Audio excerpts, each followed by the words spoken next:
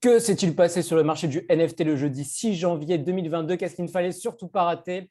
Eh bien, c'est parti, on t'écoute. Mais avant ça, n'oublie pas le petit pouce bleu en bas de la vidéo, on s'abonne à la chaîne et surtout, on clique sur le lien dans la description pour avoir accès au Discord où on partage tous les jours, tout le temps, en permanence, des infos exclusives sur les NFT. Fabien présente toutes ses stratégies de flipping et autres. On partage les whitelists, les préventes. Fabien répond à toutes vos questions. Bref, du très très lourd pour tous ceux qui veulent apprendre à faire de l'argent avec les NFT.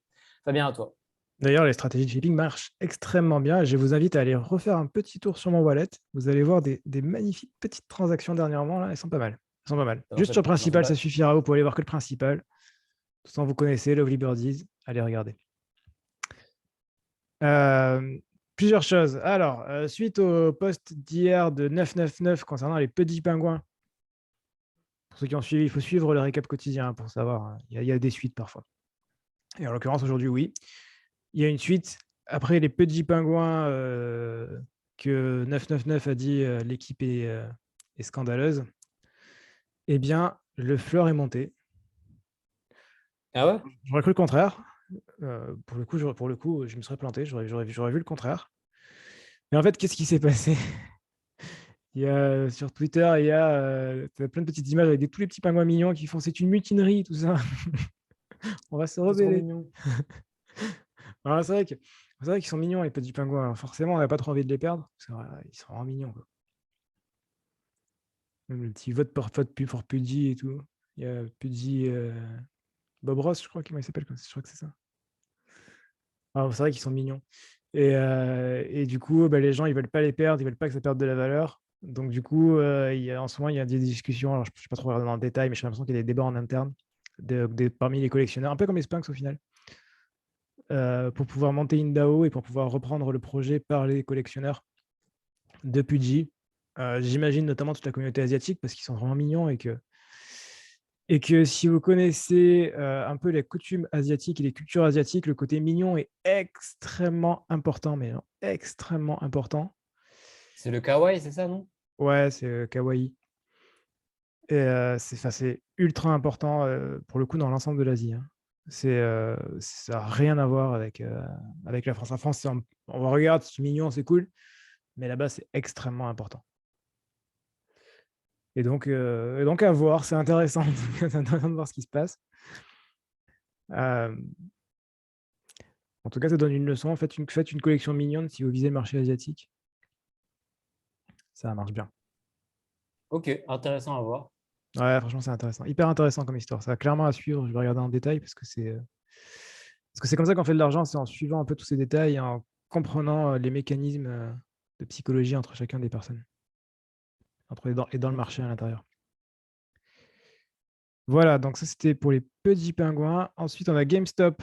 GameStop, pour ceux qui ne connaissent pas, bon, déjà, il y a eu toute l'histoire qui n'a aucun rapport avec les cryptos, avec les NFT d'ailleurs, mais c'était toute l'histoire du short squeeze. C'était GameStop, pour ceux qui connaissent.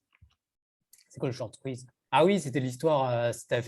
C'est eux qui avaient battu un hedge fund et Ouais, qui c'était s'étaient l'histoire tous mis incroyable. ensemble. Bah, c'était Et c'était GameStop à la la base. victoire de Reddit contre Wall Street. C'était Reddit contre Wall Street un peu, non? Ouais, c'était le bas peuple contre Wall Street. Ouais. Bah, c'était sur GameStop. Et du coup, GameStop, qui du coup n'est pas mort, puisqu'à la base, parce qu'ils avaient shorté, ils devaient tuer GameStop. Grâce au short squeeze, GameStop n'est pas mort. Et ce qui fait qu'aujourd'hui, parce qu'en fait, pourquoi ils voulaient. Parce qu'à la base, il y avait quand même quelque chose. Pourquoi les mecs de Reddit se sont dit non, GameStop, c'est bien, on va y aller, on va investir en masse, parce que le nouveau directeur, c'est un mec qui est plutôt innovant, qui sait comment ça marche, qui connaît un peu les nouveaux process, le nouveau modèle, enfin, il connaît bien tout ça. Et là, du coup, ce qu'il s'est dit, c'est qu'ils allaient travailler beaucoup plus sur la partie NFT et crypto. Sachant que GameStop, c'est Micromania, enfin, c'est toutes les grosses structures de jeux vidéo.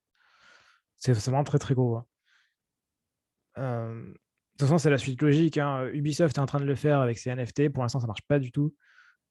Là, GameStop va commencer à s'y mettre. Alors, a priori, pour l'instant, pour les cosmétiques, ce qui me paraît logique. À voir pour la suite. Je crois qu'on en avait déjà parlé, mais les NFT pour les joueurs de jeux vidéo, ça divise beaucoup.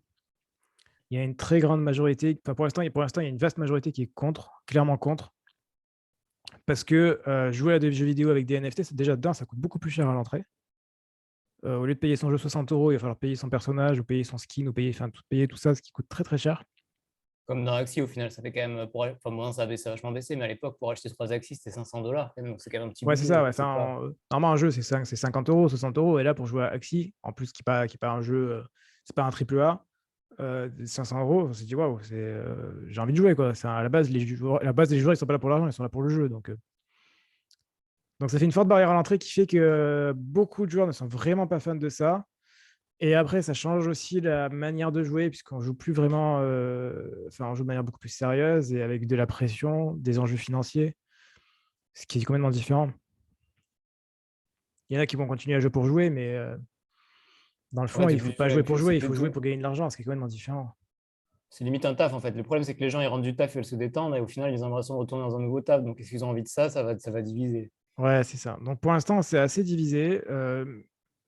Franchement, je sais pas vraiment comment ça va se passer. Moi, je suis un vrai joueur aussi, joueur lambda de jeux normaux. Tu Et veux je dire en dehors de comprends, ta vie de flipper NFT, quoi. ouais, voilà, en dehors de Flipper NFT. Et je comprends que ouais, ça mette un peu la pression et que ça n'a pas forcément envie d'aller Après, d'un autre jouer. côté, ta cupidité profonde te fait que tu es quand même vachement intéressé par ce truc-là. C'est ça. Me dire, bon, si on peut aller fermer les humanités, pour aller revendre sur le marché secondaire, pourquoi pas. Ouais, mais au final, du coup, c'est un peu ce que tu dis. C'est un peu un débat entre deux aspects de ta personnalité. T'aimes le fric et t'aimes jouer. Mais c'est deux choses différentes au final. Du coup, faire les deux Ouais, en c'est même temps, c'est différent. Ouais. bizarre. C'est différent. C'est différent et du coup, c'est pour ça. Et je comprends cette réticence. Je pense il faut vraiment être joueur pour comprendre que bah, il y a une vraie différence et que c'est pas évident de combiner les deux. L'aspect cosmétique, a priori, c'est le plus simple, mais bon, pas su. Enfin, je sais pas. C'est clairement à voir comment ça va évoluer. Je pense que ça se fera pas tout de suite. Enfin, si ça se fait, ça se fera difficilement et pas sur les triple A tout de suite, en tout cas. Ok, donc à voir, c'est pas immédiat pour toi.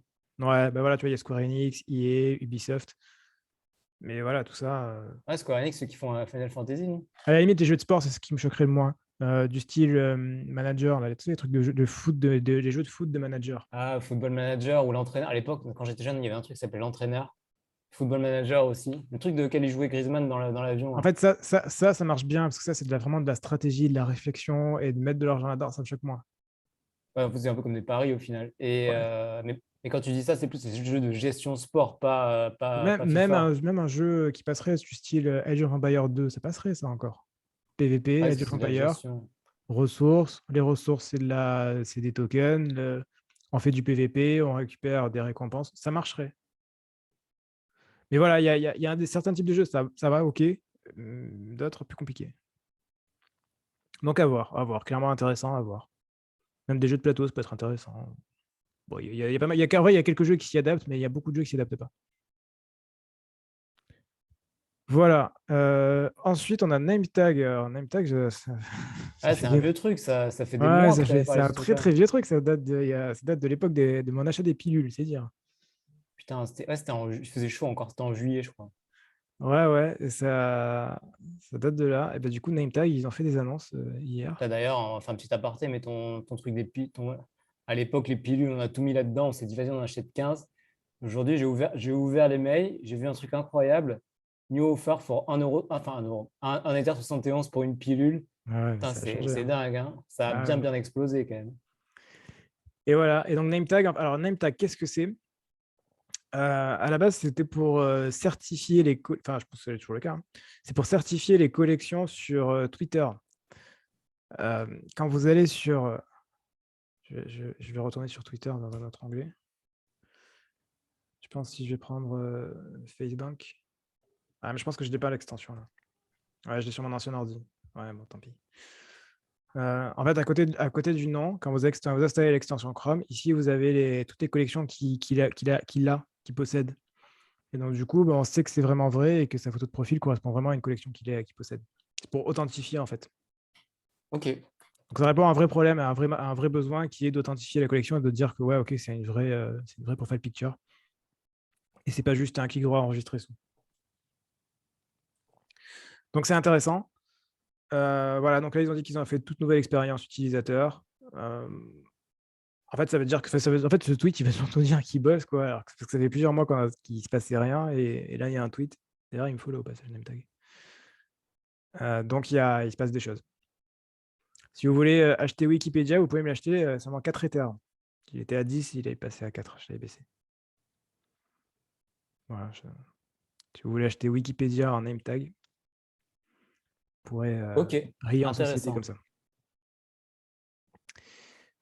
ça. Ensuite, on a Budweiser. Ouais, je suis copié-collé parce que c'était dans le Discord et j'avais un peu la flemme de remettre le lien. Budweiser a dit que les canettes, pour ceux qui ont des canettes de chez Budweiser, que les canettes sont les clés du Budverse, évidemment, en ayant donc un airdrop plus un early access, donc une prévente pour les prochains mints, plus bien plus de choses à venir. Donc c'est possiblement intéressant d'acheter des Budverse, enfin des Budweiser, des cannes de chez Budweiser. Bon, en tout cas, Budweiser OpenSea, vous allez trouver. Évidemment, ceci n'est pas un conseil financier, faites vos propres recherches. Nous ne Donc, sommes juste pas une notre lien n'est société pas une société d'investissement. d'investissement. Voilà, c'est pas super cher encore. Donc ça va, c'est raisonnable. Et voilà, intéressant. En vrai, j'hésite. C'est un peu cher, mais ça va. Pourquoi pas? À voir. Dans tous les Ok. cas, si vous achetez, vous allez pouvoir avoir des airdrops plus early access. C'est intéressant. Ça pourrait être intéressant d'en prendre un, du coup, non? Ouais. Bon, après, j'aime pas payer des trucs chers, mais c'est l'habitude. C'est son côté rare qui revient. Ouais, c'est ça. Puis moi, j'aime bien les préventes. J'aime pas trop les trucs où il faut attendre. Ah, on déteste attendre. La patience, c'est pas notre fort. Hein. Ouais, non, ce que j'aime bien, c'est que j'achète, hop, je revends, hop, c'est bon, un Ether de fait. Ça, c'est bien, ça, c'est agréable. Par contre, acheter, attendre un mois et après en revendre. Bon, c'est agréable C'est quand on chiant. revend, mais pendant un mois, c'est long. Il faut attendre et tout, c'est pas terrible. Trop long, beaucoup trop long. Ok. Il faut avoir 21 ans pour acheter légalement. Ah oui, parce que c'est de l'alcool. Ouais. Voilà. C'est tout pour aujourd'hui. C'est une remarque qui a son importance vu l'âge de certains de nos collègues qui nous suivent. Non, même, clairement, ouais. Après, personne ne vous dira rien, mais bon. On vous le dit, il faut respecter la loi. Nous, on n'est pas là pour vous dire de Respectez bouger la dedans, la loi. loi. N'achetez pas si vous avez en dessous de 21 ans, c'est illégal. Voilà. C'est tout pour aujourd'hui. C'est tout pour aujourd'hui, ouais.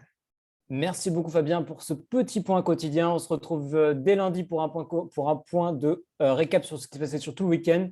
N'oubliez pas le petit pouce bleu en bas de la vidéo. Abonnez-vous à la chaîne. N'oubliez pas de cliquer sur le lien dans la description pour accéder au Discord où on partage toutes nos infos exclusives sur les NFT, les préventes, les Discords, les stratégies d'investissement, les flipping. Fabien répond à toutes vos questions. Bref, du très très lourd pour tous ceux qui veulent apprendre à faire de l'argent avec les NFT. On se retrouve très bientôt pour une nouvelle vidéo. D'ici là, portez-vous bien, faites de l'argent à la prochaine. Ciao, ciao. À la prochaine, ciao.